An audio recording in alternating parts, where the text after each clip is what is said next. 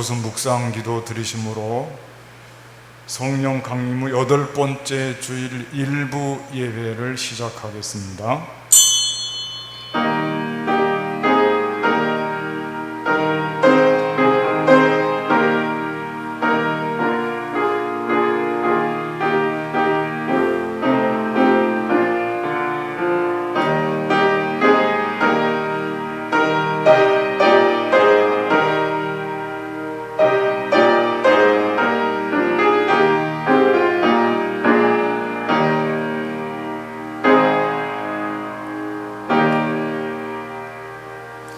하늘에 계시는 주여, 내가 눈을 들어 주께 향하나이다. 상전의 손을 바라보는 종들의 눈같이, 여주인의 손을 바라보는 여종의 눈같이 우리의 눈이 여호와 우리 하나님을 바라보며 우리에게 은혜 베풀어 주시기를 기다리나이다.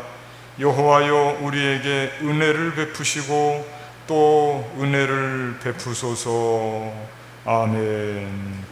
우리도 함께 자리에서 일어나셔서 영광송 3장을 부르시겠습니다.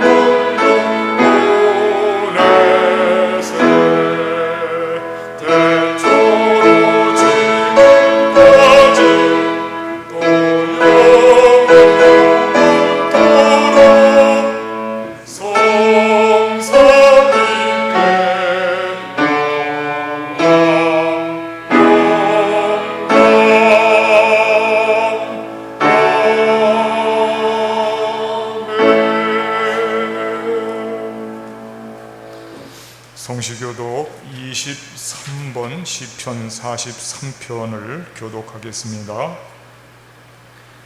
하나님이여, 나를 판단하시되 경건하지 아니한 나라에 대하여 내 송사를 변호하시며 간사하고 불의한 자에게서 나를 살리소서. 주는 나의 힘이 되신 하나님이시거늘 어찌하여 나를 버리셨나이까? 내가 어찌하여 원수의 여각으로 말미암아 슬프게 다니나이까? 주의 빛과 주의 진리를 보내시어 나를 인도하시고 주의 거룩한 삶과 주께서 계시는 곳에 이르게 하소서. 그런즉 내가 하나님의 제단에 나아가 나의 큰 기쁨의 하나님께 이르리이다. 하나님이여, 나의 하나님이여, 내가 숨으로 주를 찬양하리이다. 내 영혼아, 네가 어찌하여 낙심하며 어찌하여 내 속에서 불안해하는가? 너는 하나님께 소망을 두라. 그가 나타나 도우심으로 말미암아 내 하나님을 여전히 찬송하리로다. 아멘. 이 시간 참여하며 기도하겠습니다.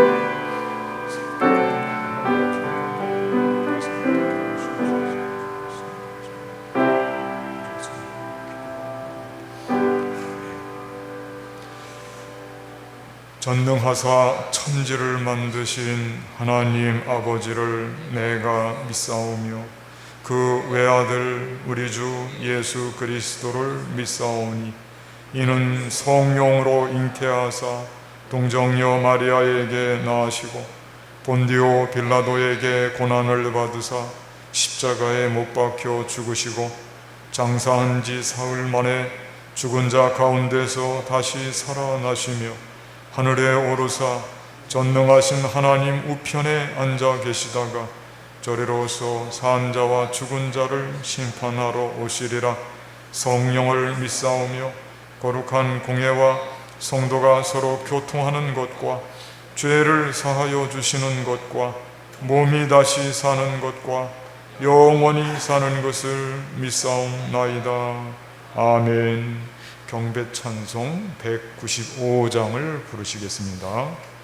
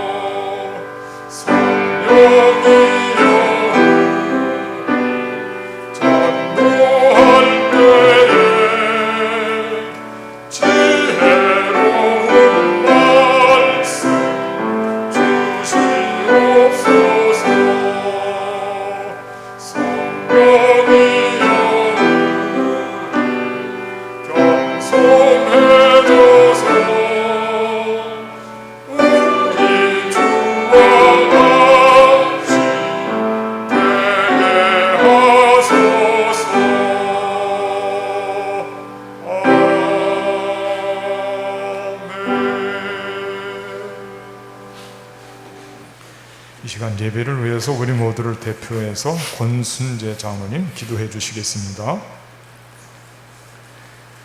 언제나 저희의 경배와 찬양으로 영광 받으시기를 즐겨하시는 주님, 어려운 상황에서도 저희에게 주님께 바치는 예배를 유지하게 하여 주시니 감사를 드립니다.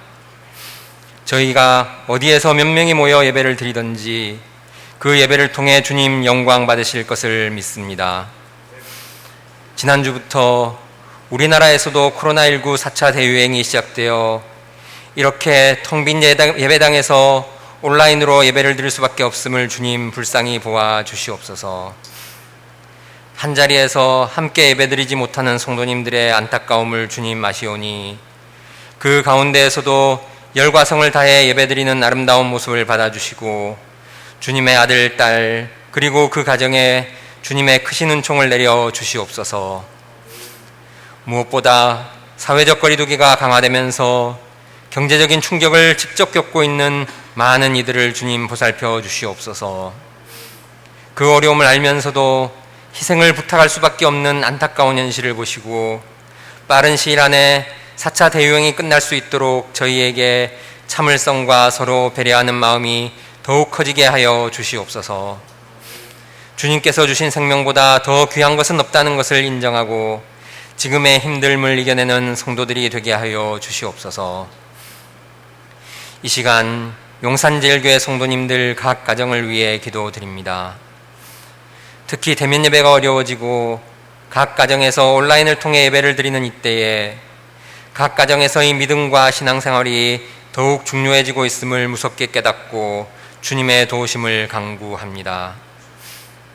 예수님의 첫 번째 기적이 지극히 사적이고 지극히 가정적인 갈릴리 가나의 혼인잔치에서 육신의 어머니인 마리아의 부탁으로 이루어졌음을 묵상합니다. 교회에서의 모습과 가정에서의 모습이 이중적이지 않도록 하여 주시고 잘못을 충고하는 현명함보다 모른 척 웃어넘기는 어리석음이 가끔은 더욱 지혜로울 수 있음을 깨닫게 하여 주시옵소서.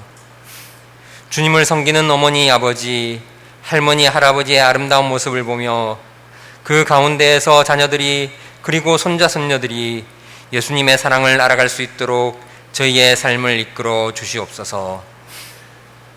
모든 성도들이 교육자가 될 수도 없고 그것이 바람직하지도 않지만 하나님께 직접 구하고 기도드릴 수 있도록 하여 주신 예수님의 능력으로 인해 이제 주님의 자녀로서 아버지이신 주님께 기도드리는 저희를 보호하여 주시옵소서.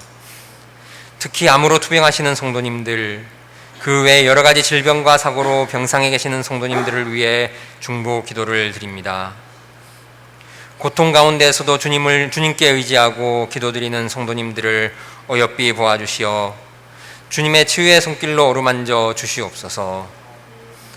멀지 않은 때에 집단 면역이 이루어져 한자리에서 다시 만날 때에 그동안 받았던 주님의 사랑을 서로 고백할 수 있는 귀한 시간이 되기를 기도드립니다.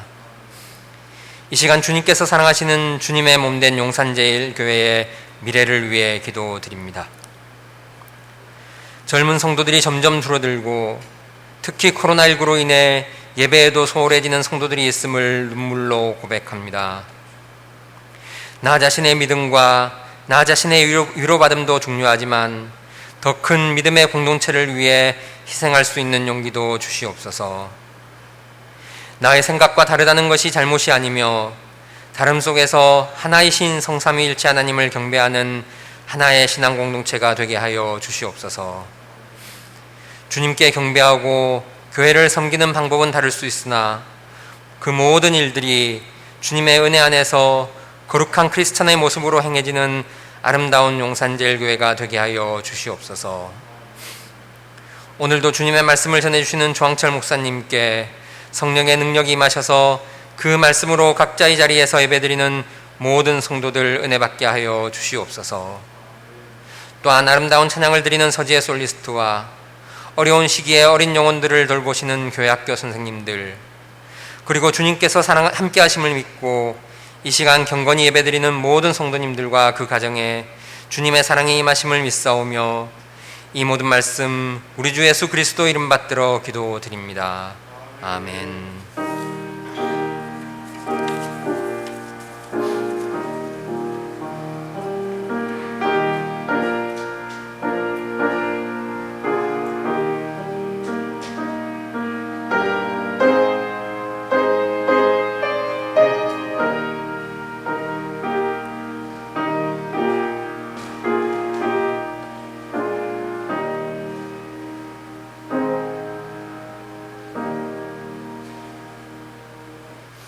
이 시간 우리 서로 예배드리는 분들과 함께 인사를 나누는 시간을 갖겠습니다. 앞뒤를 바라보시면서 오늘은 예배당에도 비대면 예배를 원칙으로 하기 때문에 아주 적은 소수가 모였습니다.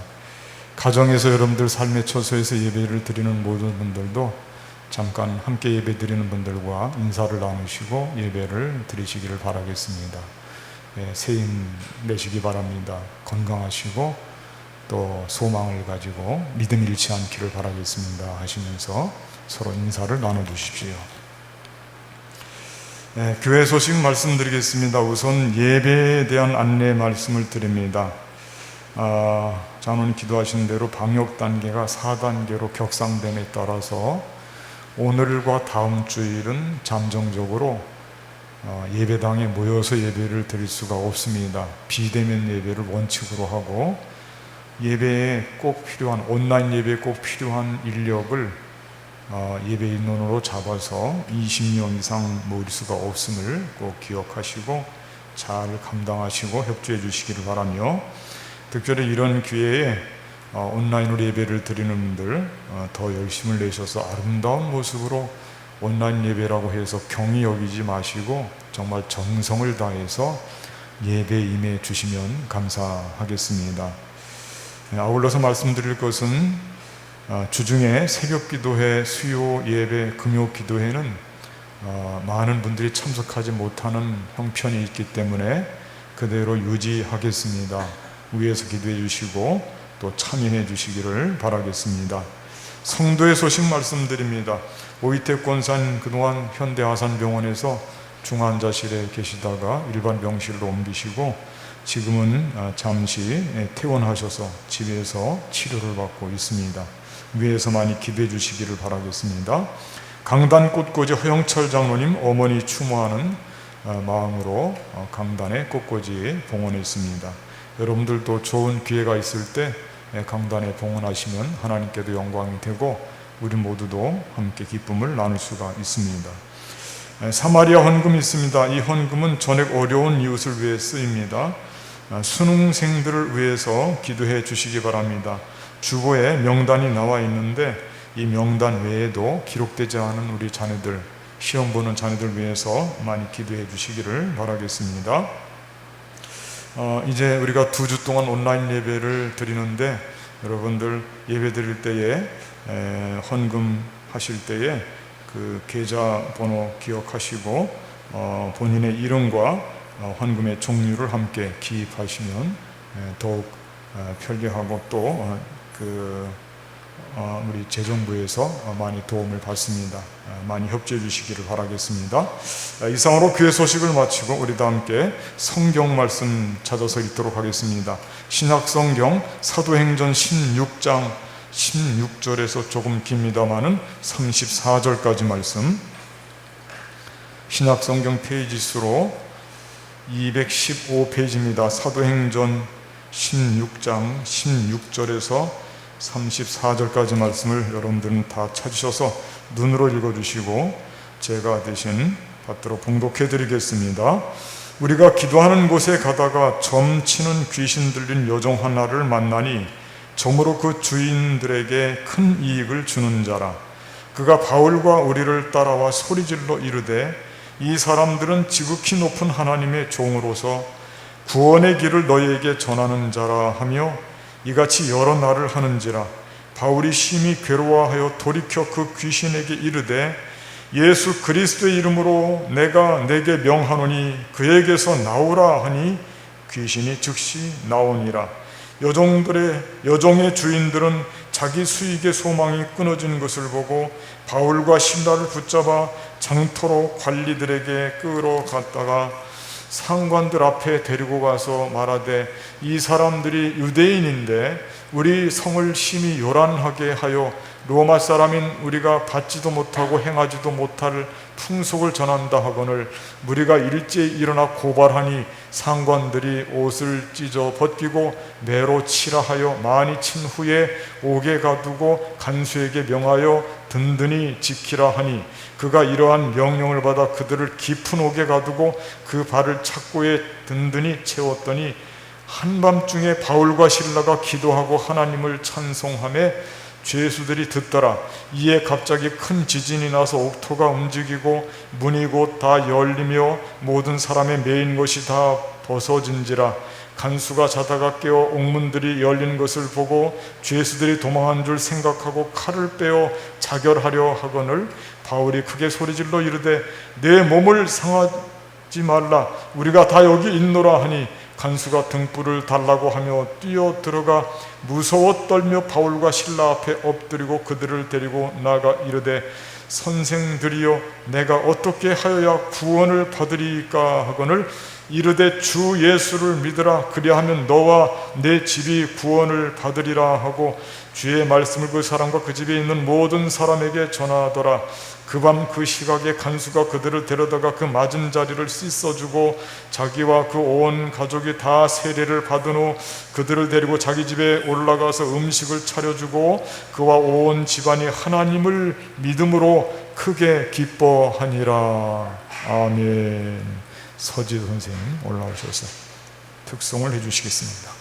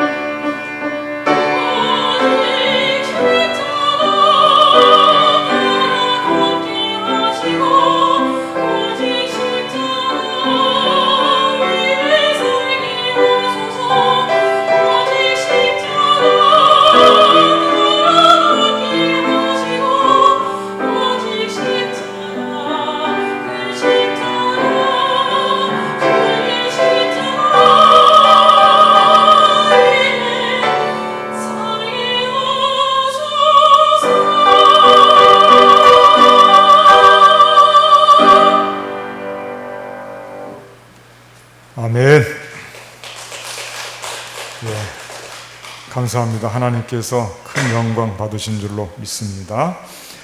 주보에 나와 있는 금주의 말씀을 제가 다시 한번 읽어 드리겠습니다. 주 예수를 믿으라. 그리하면 너와 내 집이 구원을 받으리라. 아멘. 그렇습니다. 바울이 선포한 구원의 말씀입니다. 이 말씀이 복음인 것입니다. 주 예수를 믿으라. 그리하면 너와 내 집이 구원을 받으리라. 바울은 성령의 사람이었으며 최고의 복음 전파자였습니다. 우리가 지금 성령 강림절기를 맞이해서 그동안 사도행전에 등장하는 성령의 사람들을 살펴보고 있습니다.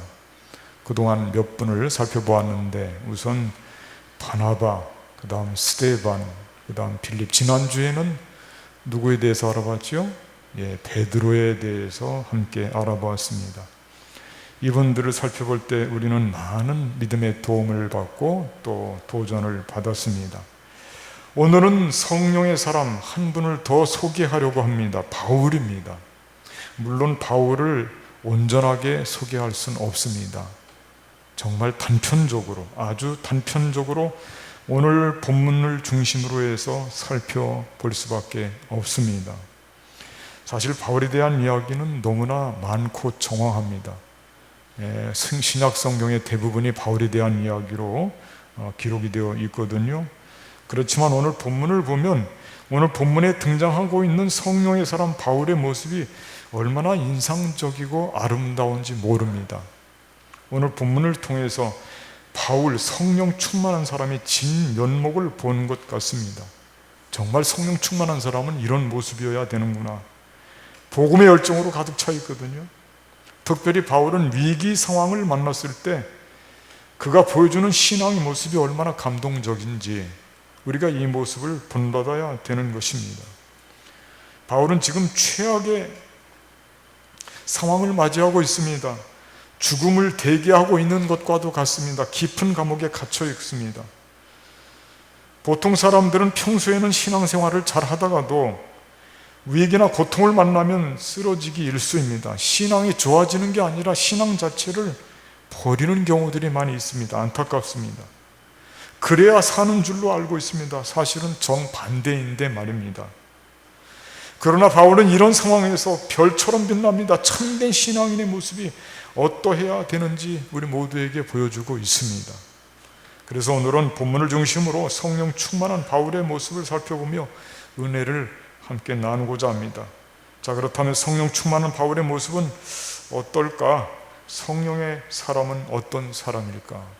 우선 첫 번째 드릴 말씀은 성령의 사람은 치유하는 사람이다 라고 하는 것입니다.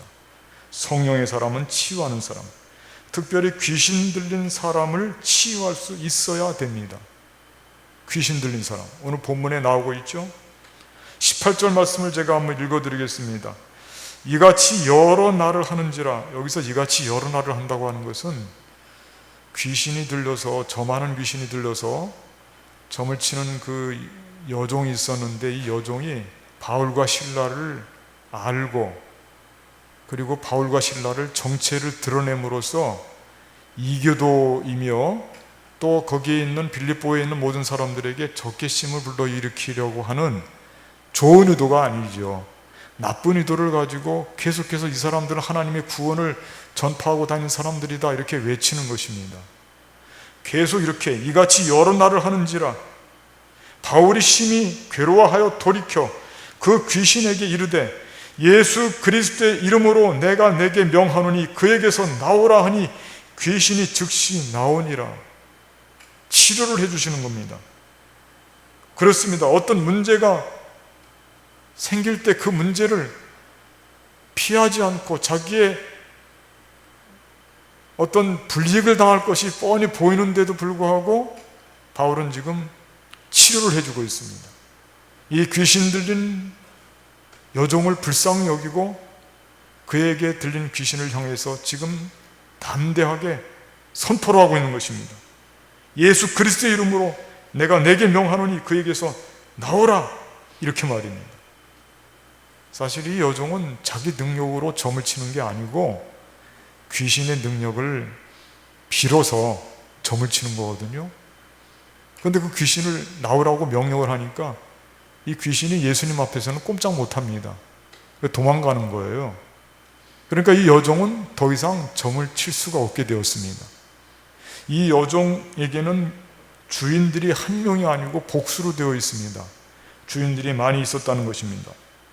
이 주인들이 여종이 점을 더 이상 칠 수 없게 됐고, 그래서 돈벌이가 끊어지게 됐고, 더 이상 복채를 받을 수가 없게 되니까, 그러니까 경제적으로 얼마나 손해를 봤어요? 좋은 일을 했는데 바울과 실라는요. 그러니까 바울을 고발을 했습니다. 고발을 하는데 어떤 누명을 씌웠냐면 소란을 피운다, 소란죄로 누명을 씌웠습니다. 이 말도 안 되는 것이죠. 이렇게 언론 플레이를 잘 하거든요. 세상의 사람들이 대부분 그렇습니다. 누군가를 감옥에 넣기 위해서는 그 사람 막 이렇게 몰아치는 거거든요. 소란죄, 이 사람이 소란을 피우고 다닌다. 그렇게 죄명을 씌워서 그를 붙잡아서 그를 많이 때리고 옷을 벗기고 옥에 가두는 것입니다. 정말 좋은 일을 했는데, 너무 좋은 일을 했는데, 이렇게 그 결과는 참담한 일이 벌어졌고 너무나 슬프고 아픈 일이 벌어진 것입니다. 고통이 몰려온 것입니다. 한 사람을 치료했는데, 고통당하는 사람을 치료했는데 말입니다. 그럼에도 불구하고 성령의 사람은 이 치유하는 일을 포기할 수가 없습니다. 왜 그러냐면 예수님께서도 그렇게 하셨기 때문에 그렇습니다. 예수님을 본받는 것이죠. 현대인들은 영적으로 볼 때 오늘 본문에 나오는 귀신 들린 여종과 같이 영적으로 볼 때 귀신 들린 사람들이 적지 않습니다. 현대인들의 삶을 살펴보면, 영적으로 살펴보면 그럴 수 있습니다. 악한 영에 사로잡혀 있는 사람들이 한두 명이 아니에요. 우리 주변에도 많이 있어요. 그런데도 본인들은 그 사실을 잘 모릅니다. 불쌍한 것입니다. 우리가 그 악한 귀신에 들려있는 그 영혼을 귀히 여기고 고쳐줘야 돼요. 성령의 사람이 할 일이에요. 그 사람을 미워해서가 아니고 그 사람을 긍휼히 여겨서 그 안에서 그를 괴롭히는 귀신을 몰아내줘야 돼요. 그게 성령의 사람이 하는 일입니다.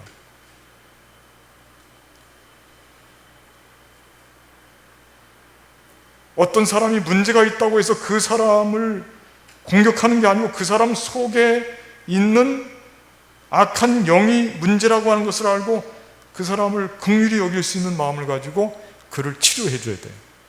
그게 성령의 사람이 할 일입니다.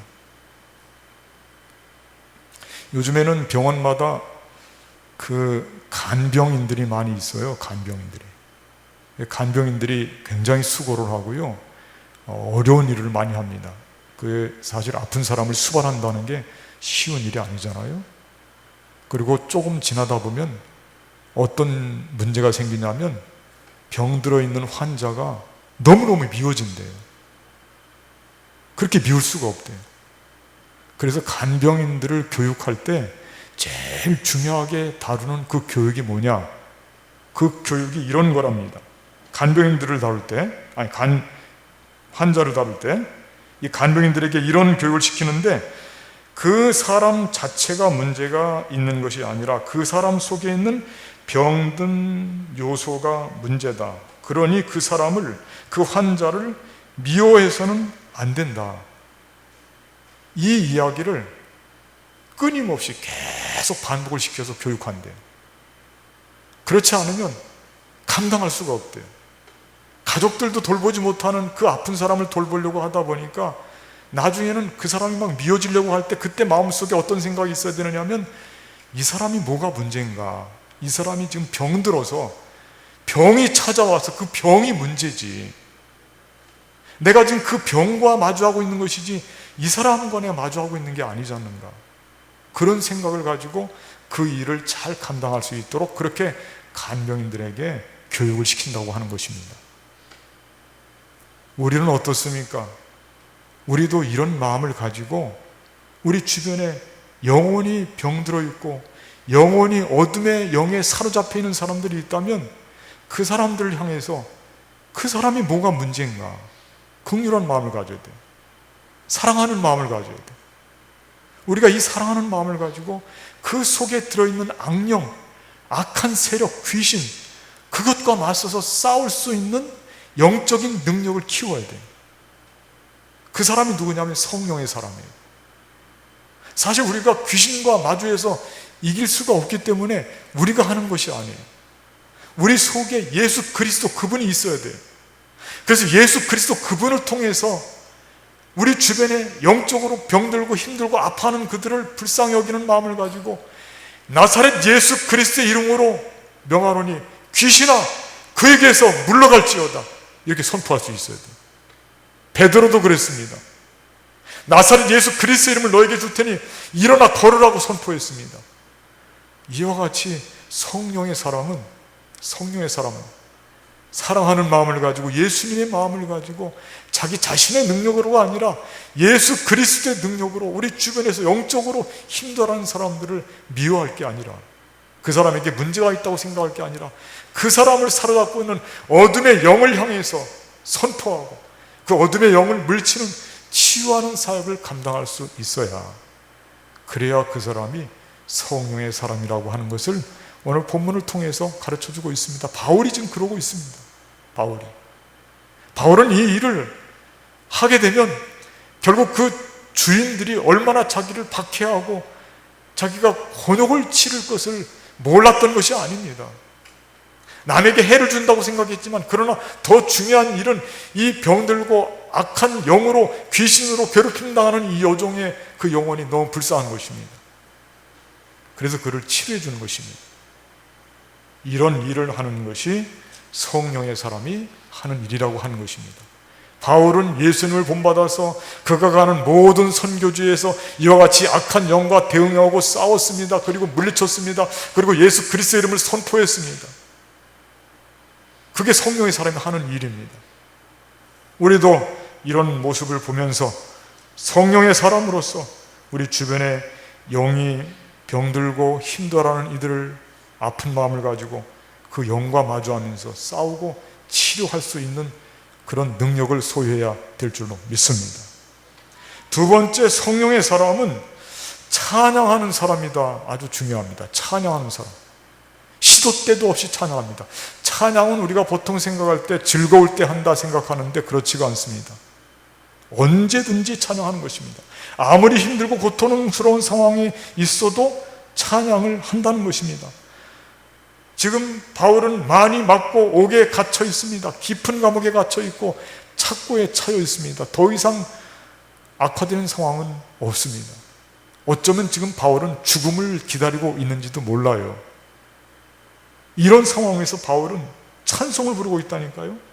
25절 말씀 제가 한번 읽어드릴게요. 한밤중에 바울과 실라가 기도하고 하나님을 찬양하며 죄수들이 듣더라. 주변에 있는 죄수들이 대체 이 사람들 뭐야? 이렇게 감옥 속에 갇혀있고 착고에 차여있는데 노래를 하고 있네? 이게 뭐지? 이해가 안 되는 거예요. 찬송할 수 있는 분위기가 아니거든요. 너무나 고통스럽고 아픈 상황인데 어쩌면 죽을 지경인데 말입니다. 억울해서 말이에요. 하나님, 제가 너무나 착한 일을 하고 좋은 일을 했지 않습니까? 제가 예수님의 이름으로 사람을 고쳤지 않습니까? 이거 칭찬받아야 되는 일이 아닙니까? 하나님 앞에 따질 수 있는 그런 상황이거든요. 그런데 상황이 거꾸로 왔습니다. 결과는 달랐습니다. 이렇게 좋은 일을 하고도 감옥에 갇히고 착고에 차이고 많이 맞고 절망 가운데 캄캄한 한밤중에 눈물만 나는 그런 상황인데 오히려 바울과 실라는 이런 때에 찬송을 부르고 있다니까요. 찬송을. 이해가 되지 않는데. 그런데 조금 지켜보십시오. 이 일이 아직 끝난 것이 아닙니다. 찬송을 왜 하는지 그 뒤에 금방 이유가 나옵니다. 26절 말씀을 제가 한번 읽어드릴 테니까 여러분들 들어보십시오. 이에 갑자기 큰 지진이 나서 옥토가 움직이고 문이 곧 다 열리며 모든 사람의 매인 것이 다 벗어진지라. 찬송을 하고 나니까요, 정말 이런 일이 벌어졌습니다. 옥토가 다 흔들리고 지진이 난 거예요. 문이 다 열리고 모든 사람이 매인 것이 다 풀어진 것입니다. 찬송은 이처럼 기적을 불러일으키는 것입니다. 이제서 찬송 그 위력을 여기 감옥에 있던 사람들이 깨닫게 되는 것입니다.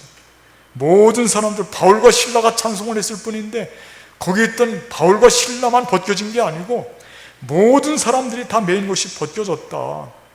찬송은 이와 같이 모든 사람들을 해방하는 것이다.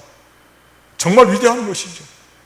감옥에서 찬송을 부르니까 감옥이 변해됐습니다. 없어진 겁니다. 사라진 것입니다. 모든 사람들을 해방시키고 찬송의 위대함을 다시 한번 확인했던 것입니다. 이렇게 우리가 어디에서든지 찬송을 부르게 되면 찬송의 위력을 금방 깨닫게 된다니까요. 예전에 안희숙 사모님이라고 여러분들 잘 아실 것입니다. 죽으면 죽으리라 그 책을 쓴 유명한 분이죠. 일제시대 때 신사참배 반대해서 옥에 갇히게 되었는데 그때 당시에 평양에 아주 유명한 기생이 있었답니다. 그 기생이 선화라고 하는 기생인데 이 기생이 잡혀왔어요. 옥에 들어와서 소란을 피우면서 담배를 찾고 막 술을 찾으면서 말이죠. 식사를 줘도 이런 사람이 먹는 음식이 이게 뭐냐고 발로 차버려갖고 아침, 저녁, 점심 한 3끼를 먹지를 않더래요. 그런 사람이 옆에 들어온 겁니다.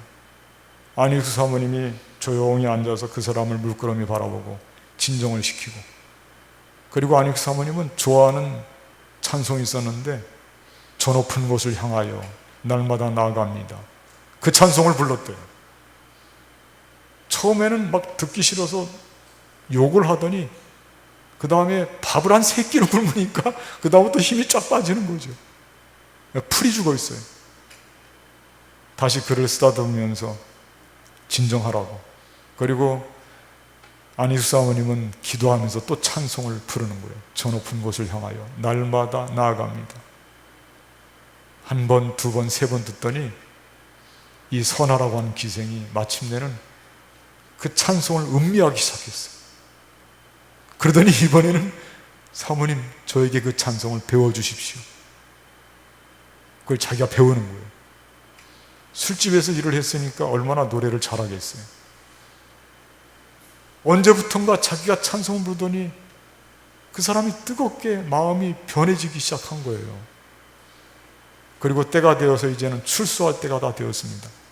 그랬더니 이 선하라고 하는 기생이 고백하기를, 이제 저 나아가면 용서를 빌 일이 있습니다. 그거 뭐냐, 왜 그러냐 그랬더니 나 이제는 예수님 믿을 텐데 제가 사실은 한 가정을 파괴했습니다. 제가 그동안 술 대접을 하면서 많은 사람들을 만났는데 그 중에서 어떤 초등학교 선생님을 만났는데 그 선생님이 너무 멋지고 아름답고 좋아서 그 선생님을 자기가 이렇게 잡았다는 거예요. 근데 알고 보니까 결혼한 선생님이에요. 그 선생님의 부인도 선생님이었어요. 너무 좋은 사람들이었어요. 근데 자기가 그 선생님을 붙잡으니까 어떻게 됩니까? 결국은 그 가정이 파괴가 됐죠. 그래서 그 가정을 파괴된 것을 마음속에 생각해 보니까 얼마나 마음이 아픈지 몰라요. 그래서 고백을 하고 내가 이제는 그 부인에게 찾아가서 사죄를 할 것입니다. 그리고 저는 다시는 이런 일을 하지 않고 저는 농촌에 내려가서 교회에서 아이들에게 찬송을 가르치면서 살 겁니다. 그렇게 고백을 했다는 거예요. 안희숙 사모님이 출소를 했습니다. 간증 집회를 다니는데 어떤 시골의 교회에 가서 간증을 하는데 어떤 아주머니가 물끄러미 간증을 경청하더니 끝났을 때 와서 인사를 하더라는 거예요. 농사를 짓느라고 피부가 까무잡잡하게 탔고 이제는 정말 아줌마같이 된 거예요. 저를 모르시겠냐고. 가만히 살펴보고 이야기를 들어보니까 이 사람이 선화예요. 어떻게 됐는가 그랬더니 그 이후로 자기는 정말로 찬송이 너무 좋아서 이렇게 시골교회에 내려와서 아이들에게 찬송을 배워주면서 제가 농사를 짓고 살고 있습니다. 그랬다는 거예요. 찬송의 위력이 대단하지 않습니까? 슬픔 당했을 때 찬송했던 안희숙 사모님을 통해서 한 사람이 이렇게 위대하게 변화가 생긴 것입니다. 슬픔과 고통을 당했을 때 바울과 실라의 찬송을 통해서 그 감옥문이 열리고 거기에 매었던 모든 사람들이 다 풀어지게 되는 것입니다. 이런 것을 생각해 보니까 얼마나 찬송이 아름답고 귀한 것인지. 제가 목회를 할 때 작은 교회에서 서울에서 목회를 할 때가 있었어요. 동력교회라고. 근데 그 교회에 아주 헬쑥하게 조금 체형이 마른 체형을 갖고 있는 경상도 사투리를 쓰는 어떤 청년이 예배당 문을 열어놨어요. 길에서 오가면서 예배당에 들어와서 기도할 사람이 있으면 기도해라, 그런 뜻으로. 근데 어떤 때는 보니까 기도하는 소리가 들리는 게 아니라 찬송 소리가 들려요. 그 청년의 이름이 주세훈이라고 하는 청년이에요. 그래서 저도 같이 기도하면서 찬송을 들었더니 찬송을 꽤 잘합니다. 근데 한 번으로 끝난 게 아니에요. 그 다음 날도 보니까 와서 처음에는 눈물을 흘리면서 기도하더니, 기도 잠깐 하더니 그 다음부터는 계속 찬송이야. 계속 찬송을 부르는 거예요.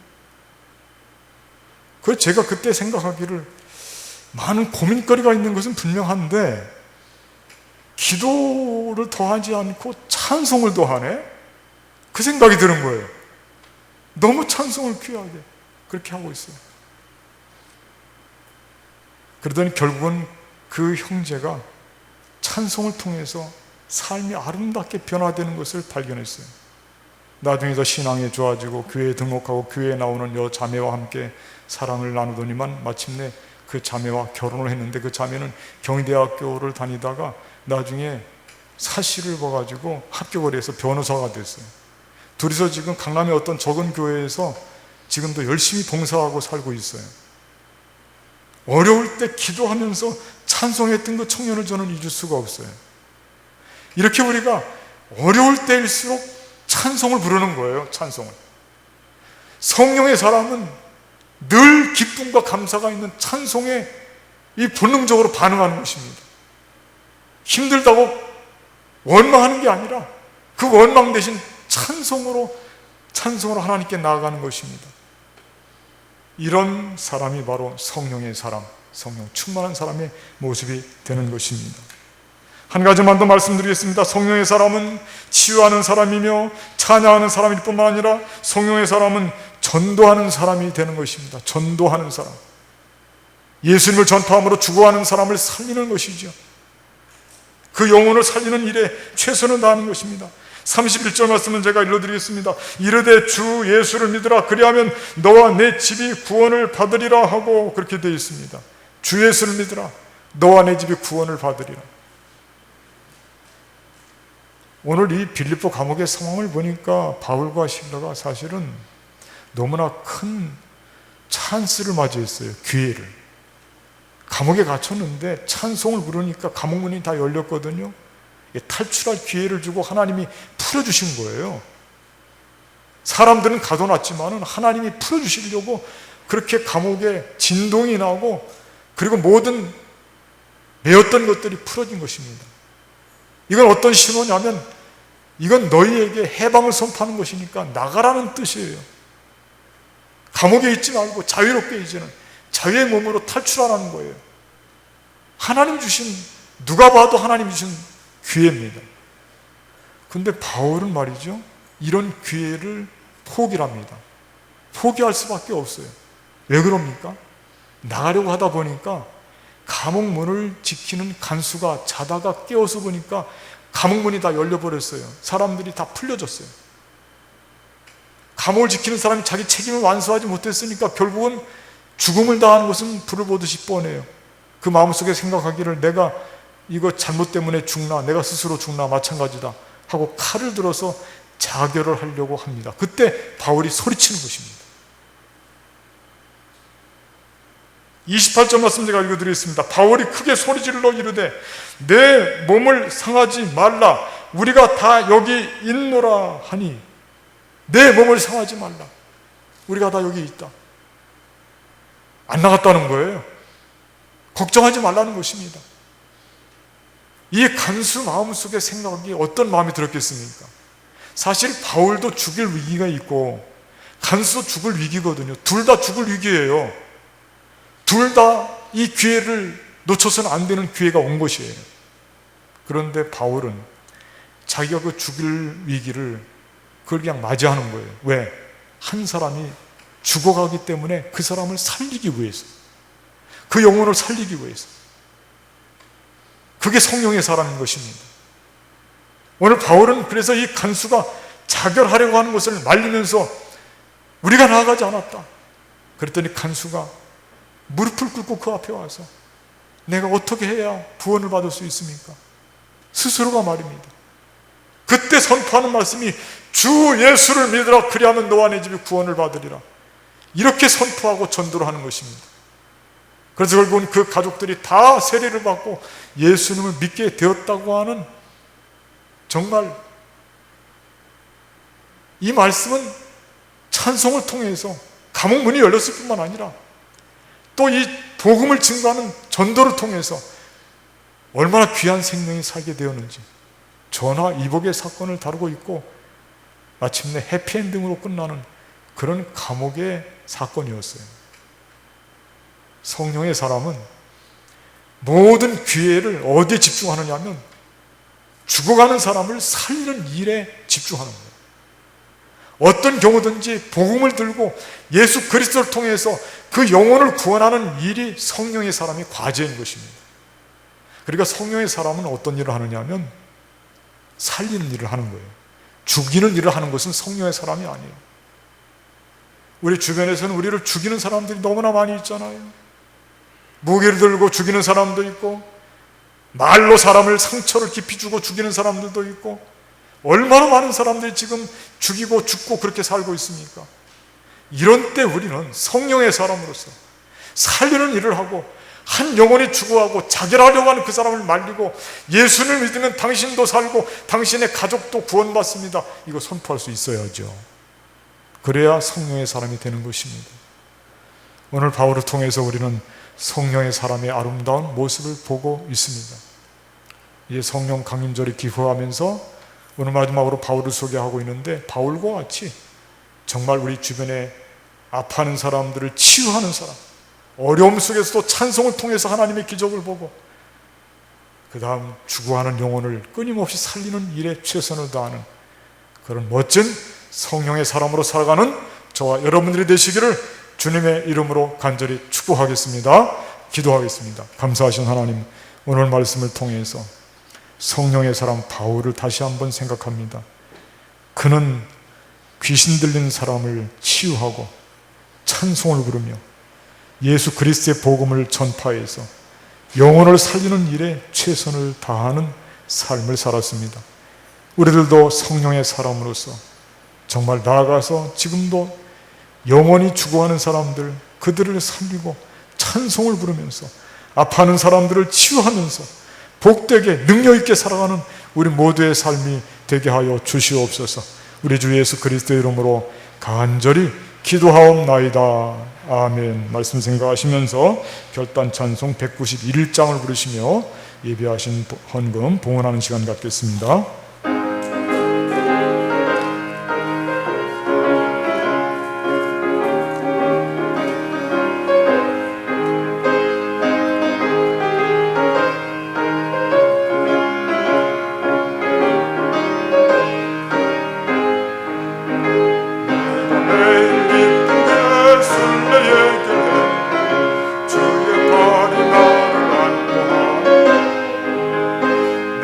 주의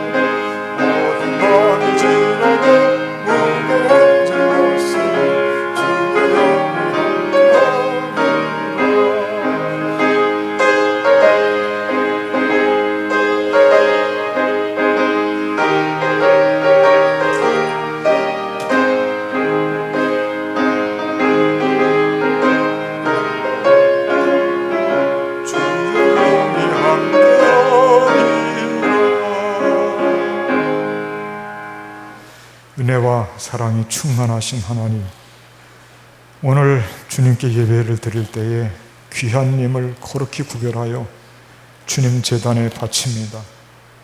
예물 받으시고 그 손길을 기억하시고 예비하신 복과 은혜를 넘치도록 허락하여 주시옵소서. 아프고 힘든 분들 기억하시고 상처 입은 분들 기억하시고 세상에 살면서 절망 가운데 있는 자들을 붙잡아 주시고 하나님의 능력의 오른손을 통하여서 정말 우리 삶 속에서 놀라운 기적을 체험하고 하나님 앞에 영광을 돌리는 귀한 삶이 되게 하여 주시옵소서. 바쳐진 힘을 주님의 뜻에 맞게 귀하게 쓰임받게 될 줄로 믿습니다.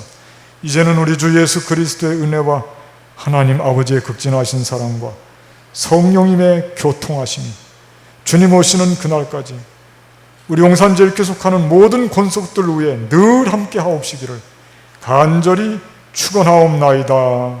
아멘.